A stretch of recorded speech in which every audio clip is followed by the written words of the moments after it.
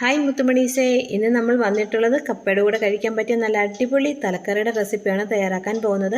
നല്ല കുറുകിയ ചാറോടുകൂടിയും അതുപോലെ നല്ല എരിവും പുളിയും ഉള്ളൊരു തലക്കറിയാണ് തയ്യാറാക്കാൻ പോകുന്നത്. അപ്പോൾ ഇതെങ്ങനെയാണ് തയ്യാറാക്കുന്നത്, നമുക്ക് വേഗം തന്നെ റെസിപ്പിയിലേക്ക് പോകാം.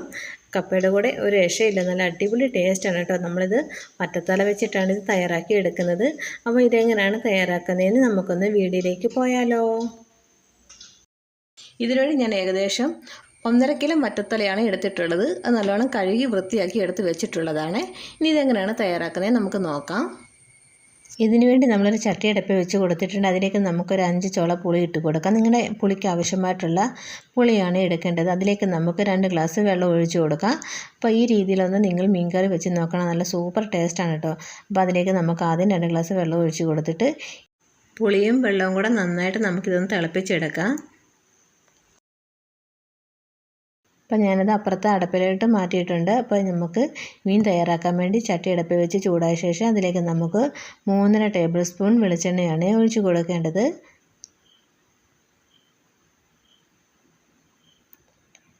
മൂന്നര ടേബിൾ സ്പൂൺ വെളിച്ചെണ്ണ ഒഴിച്ച് കൊടുത്ത് നമുക്ക് ഇതുപോലൊന്ന് ചുറ്റിച്ചെടുക്കാം. ഇനി എണ്ണ ചൂടായ ശേഷം അതിലേക്ക് നമുക്ക് ആവശ്യത്തിനുള്ള കടുക് ഇട്ട് കൊടുക്കാം. കടുകൊന്ന് പൊട്ടി വന്ന ശേഷം നമുക്കതിലേക്ക് ഒരു 1/4 ടീസ്പൂൺ ഉലുവയും കൂടെ ചേർത്ത് കൊടുക്കണം. നമ്മുടെ പുളിവെള്ളമൊക്കെ നന്നായിട്ട് തിളച്ച് വന്നിട്ടുണ്ട്. നമുക്കിനി ഫ്ലെയിം ഓഫ് ചെയ്ത് അതൊന്ന് അടച്ച് വെക്കാം. ചൂട് പോകാതിരിക്കാൻ വേണ്ടി ഒന്ന് അടച്ച് വെക്കാം.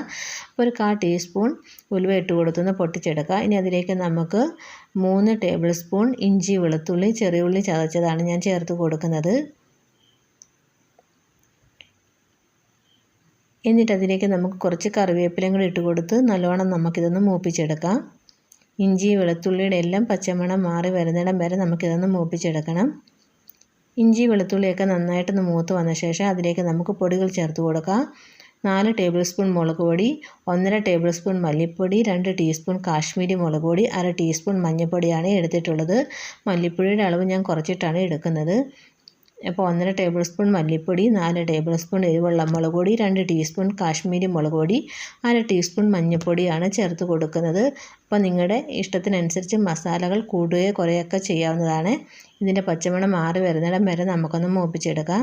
ഇനി ആ പുളിവെള്ളത്തിൽ 1/2 ഗ്ലാസ് പുളിവെള്ളം കൂടെ ഒഴിച്ചു കൊടുത്ത് ഈ മസാല നന്നായിട്ട് എണ്ണ തെളിഞ്ഞ് വരുന്നിടം വരെ നമുക്കൊന്ന് വഴറ്റിയെടുക്കാം. ഇങ്ങനെ തയ്യാറാക്കുമ്പോൾ നമ്മുടെ മീൻ കറിക്ക് ഒരു പ്രത്യേകം ടേസ്റ്റും കൂടിയാണ്.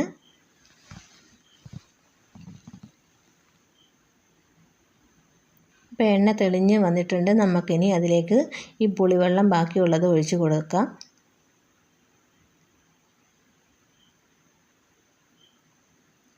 എന്നിട്ട് നല്ലതുപോലെ നമുക്കിതൊന്ന് മിക്സ് ചെയ്തെടുക്കാം. ഇനി ഇതിലേക്ക് നമുക്ക് ഗ്രേവിക്ക് ആവശ്യമായിട്ടുള്ള വെള്ളമാണ് ഒഴിച്ച് കൊടുക്കേണ്ടത്. അപ്പോൾ ഞാൻ ഇതിലേക്കൊരു 1.5 ഗ്ലാസ് വെള്ളം ഒഴിച്ച് കൊടുക്കുന്നുണ്ട്. അപ്പോൾ ടോട്ടൽ 3.5 ഗ്ലാസ് വെള്ളമാണ് ഞാൻ എടുത്തിട്ടുള്ളത്. നമ്മുടെ പുളിക്കകത്ത് 2 ഗ്ലാസ് വെള്ളവും ഇതിനകത്ത് 1.5 ഗ്ലാസ് വെള്ളമാണ് എടുത്തിട്ടുള്ളത്. നിങ്ങൾക്ക് വേണമെന്നുണ്ടെങ്കിൽ വെള്ളം കൂട്ടി കൊടുക്കാം. അപ്പോൾ അതിലേക്ക് ആവശ്യത്തിലുള്ള ഉപ്പിട്ട് കൊടുത്ത് നന്നായിട്ട് ഇളക്കി നമുക്കിതൊന്ന് തിളപ്പിച്ചെടുക്കാം. അരപ്പൊക്കെ നന്നായിട്ട് തിളച്ച് വന്ന ശേഷം നമുക്കതിലേക്ക് മീനൊക്കെ ഇട്ട് കൊടുക്കാം. അപ്പോൾ നമ്മുടെ ഗ്രേവിക്ക് ആവശ്യമായിട്ടുള്ള വെള്ളമാണ് ചേർത്ത് കൊടുക്കുന്നത്.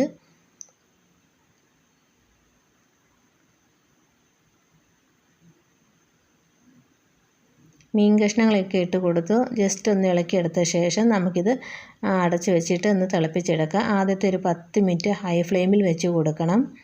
പിന്നെ അതിലേക്ക് 2-3 കീറിയ പച്ചമുളക് ഇട്ട് കൊടുത്തിട്ടുണ്ട്. ഒരു 10 മിനിറ്റ് കഴിഞ്ഞ് നമ്മുടെ മീനൊക്കെ നന്നായിട്ട് തിളച്ച് വന്നിട്ടുണ്ട്. ഇനി ഒരു 5-8 മിനിറ്റ് നമുക്ക് ലോ ഫ്ലെയിമിൽ അടപ്പ് വെച്ച് കൊടുക്കാതെ ഇരുന്ന് വേവിച്ചെടുക്കണം. അപ്പോൾ കറി ഒന്നും കൂടെ ഒന്ന് തിക്കായിട്ട് വരും. ഒരു 5-8 മിനിറ്റ് കഴിഞ്ഞതിന് ശേഷം നമുക്കതിലേക്ക് 2-3 കാന്താരിമുളക് ഇട്ട് കൊടുക്കാം. നിങ്ങൾക്ക് അതിന് പകരം കുരുമുളക് പൊടി ചേർത്ത് കൊടുത്താലും മതിയാകും. ഞാൻ കാന്താരിമുളകാണ് ഇട്ട് കൊടുക്കുന്നത്. ഇനി അതിലേക്ക് നമുക്ക് കുറച്ച് ഉലുവാപ്പൊടി ചേർത്ത് കൊടുക്കാം. ഒരു 1/4 ടീസ്പൂൺ ഉലുവാപ്പൊടി ചേർത്ത് കൊടുക്കാം. പിന്നെ അതിലേക്ക് ഞാൻ ചേർത്ത് കൊടുക്കും നമ്മുടെ നല്ല ടേസ്റ്റും നല്ല കുറുകിയ ചാറോടുകൂടി കിട്ടാൻ വേണ്ടി ഞാൻ അതിലേക്ക് 3-4 കാഷ്യൂനട്ട് വെള്ളത്തിൽ കുതിർത്ത് ഇത് പേസ്റ്റ് രൂപത്തിൽ അരച്ചെടുത്തിട്ടുള്ളതാണ്. അത് ഇതിലേക്ക് ഒഴിച്ച് കൊടുക്കാം. എന്നിട്ട് ജസ്റ്റ് നമുക്കൊന്ന് തവി വെച്ച് ഇളക്കി കൊടുക്കുക, അല്ലെങ്കിൽ ഒന്ന് ചുറ്റിച്ചെടുത്താലും മതിയാകും.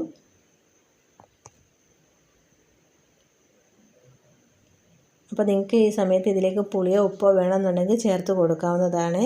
ഇനി നമുക്ക് കുറച്ച് വെളിച്ചെണ്ണയും കൂടി ഇതിൻ്റെ മുകളിലേക്ക് ഒഴിച്ച് കൊടുക്കണം.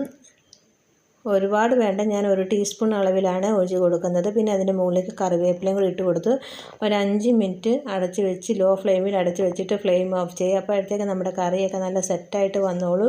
അപ്പോൾ ഒരു 5 മിനിറ്റ് നമുക്കിത് ലോ ഫ്ലെയിമിൽ അടച്ച് വെച്ചിട്ട് ഫ്ലെയിം ഓഫ് ചെയ്യാം.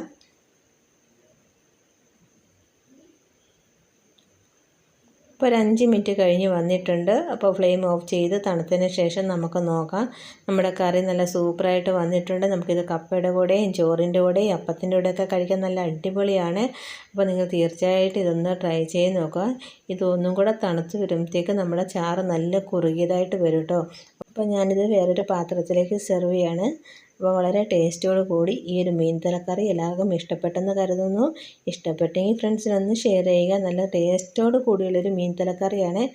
എല്ലാവരും ഒന്ന് ട്രൈ ചെയ്ത് നോക്കുക. വീണ്ടും നല്ല റെസിപ്പിയായിട്ട് നമുക്ക് വീണ്ടും കാണാം. Thanks for watching bye Unnikichus curry world. By.